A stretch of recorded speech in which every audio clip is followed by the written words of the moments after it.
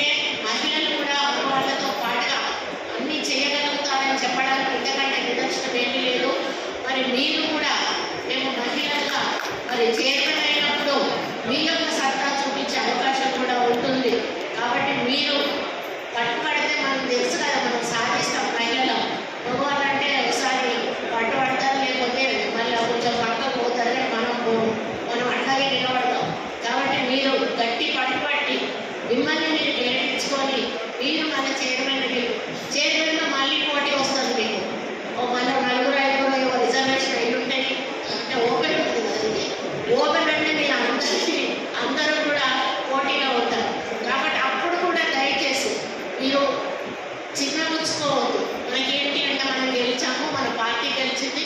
మనకి ఏ చైర్మన్ వచ్చినా కూడా పర్లేదు అనేటువంటి ఒక భావనలో మీరు ఉండాలి. ఇచ్చేటప్పుడు కూడా వెంటనే ఒట్టిగా ఆలోచించి చేయండి. కష్టపడ్డ వాళ్ళు ఎవరు, నష్టపోయిన వాళ్ళు ఎవరు, ఇవన్నీ కూడా ఆలోచించే మనకు నిర్ణయిస్తారు.